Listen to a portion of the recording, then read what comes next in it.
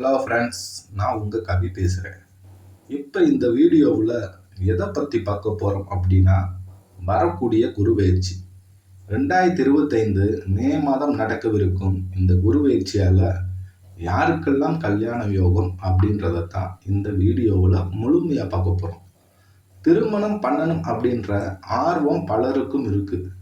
திருமண வயதை தாண்டியும் நிறைய நபர்களுக்கு திருமண வாய்ப்பு அமைய மாட்டேங்குது. திருமணம் என்பது வாழ்க்கைக்கு முக்கியமான விஷயமாகும். பல பேருக்கு வாழ்க்கை தொடங்குவதே இந்த திருமணத்தால் தான். வாழ்க்கையின் பந்தம் என்றால் அது திருமண பந்தம்தான். வாழ்க்கையில் எல்லாம் இருக்குது. பணம் இருக்குது, சொந்த வீடு இருக்குது, வேலை இருக்குது, உத்தியோகம் இருக்குது. ஆனால் கல்யாணத்துக்கு மட்டும் பெண் கிடைக்க மாட்டேது, கல்யாணத்துக்கு மட்டும் பையன் கிடைக்க மாட்டேட்டான் அப்படின்றதான் இந்த காலகட்டத்தில் நிறைய பேருக்கு இருக்கக்கூடிய முக்கியமான பிரச்சனை.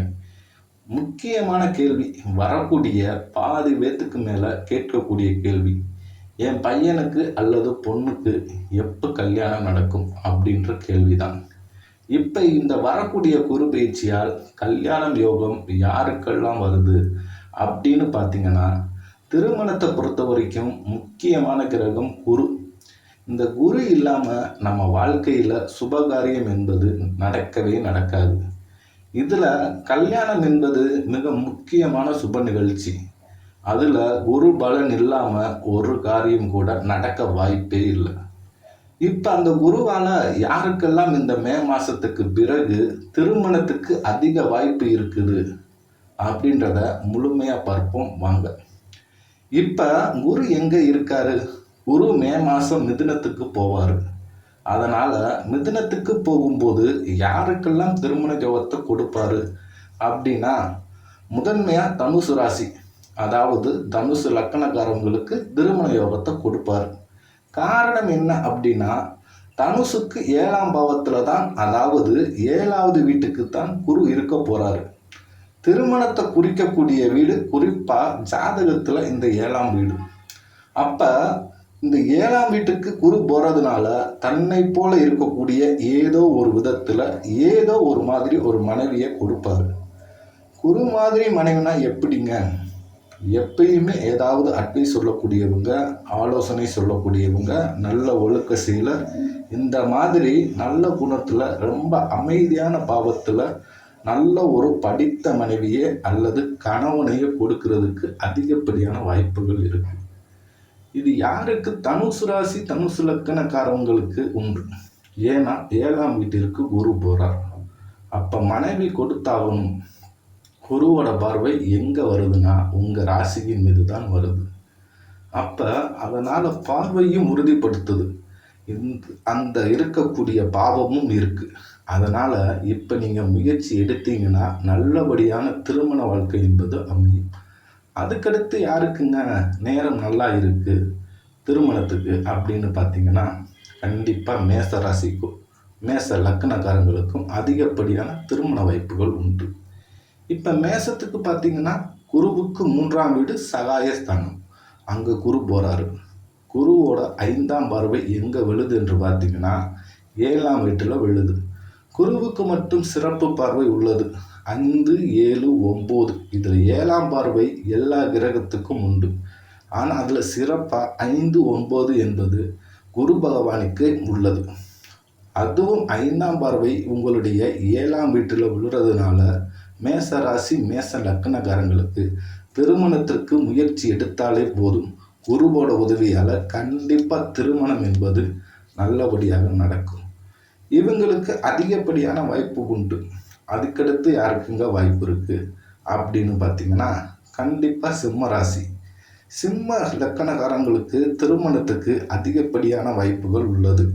காரணம் என்ன அப்படின்னா, சிம்மத்தை பொறுத்த வரைக்கும் குருவுடைய 9ஆம் பார்வை இந்த பாக்கியஸ்தானத்தில், பாக்கிய பார்வை எங்கு விழும் என்று பார்த்தீங்கன்னா சிம்மத்தோட 7ஆம் வீட்டில் விழுது. அதாவது சிம்ம ராசிக்கு குரு லாபஸ்தானத்தில் வர்றாரு. ரொம்ப நல்ல விஷயம். லாபஸ்தானத்தில் குரு வரும்போது ரொம்ப நல்ல விஷயங்கள் எல்லாம் வாழ்க்கையில் நடக்கும். அப்போ அந்த குருவுடைய 9ஆம் பார்வை லாபஸ்தானத்தில் இருந்து குருவோட 9ஆம் பார்வை எங்கு விழுகுதுன்னு பார்த்தீங்கன்னா சிம்மத்துக்கு 7ஆம் வீட்டில் விழுது. அதனால சிம்ம ராசிக்காரங்க நீங்கள் கொஞ்சம் முயற்சி எடுத்தாலே போதும். நிறைய பேர் சொல்லலாம், ரொம்ப வருஷம் ட்ரை பண்ணிட்டேன் சார், ஆனால் வரன் கிடைக்கவே மாட்டேது, பொண்ணு ஒன்று கூட அமையலை அப்படின்னு சொல்கிறவங்களுக்கு இந்த காலகட்டம் சிறப்பானது. கொஞ்சம் முயற்சி எடுங்க, கண்டிப்பாக நடக்கும். இந்த சிம்ம ராசியை பொறுத்த வரைக்கும் இந்த குரு பயிற்சியால் திருமணம் நடைபெற அதிகப்படியான வாய்ப்புகள் உண்டு. இதில் கொஞ்சம் கூட சந்தேகமே வேண்டாம். அதுக்கடுத்தது யாருக்குங்க திருமணத்துக்கு வாய்ப்பு உண்டு அப்படின்னா, கண்டிப்பாக மிதுன ராசிக்கு அதிகப்படியான வாய்ப்பு உண்டு. மிதுன ராசி மிதுன லக்னக்காரங்களுக்கு அதிகப்படியான வாய்ப்புகள் உண்டு. காரணம் என்ன அப்படின்னா, இந்த ராசியிலே குரு குரு எங்கே பார்க்குறாருன்னு மிதுனத்தோட 7ஆம் வீட்டை பார்க்குறாரு. அப்போ அதனால் மற்றவங்களுக்கு முயற்சி எடுத்து அதற்கு உதவு பண்ணுவார் குரு. ஆனால் உங்களுக்கு குரு கூடவே இருக்கிறதுனால நீங்கள் பெருசாக முயற்சி கூட எடுக்க வேண்டாம். ஏதோ ஒரு ரூபத்தில் உங்கள் கண்ணு முன்னாடியே பொண்ணு வந்தாலும், உங்கள் கண்ணுக்கு முன்னாடி நீங்கள் திருமணம் பண்ண போகிற நபர் வந்து நிற்பார்.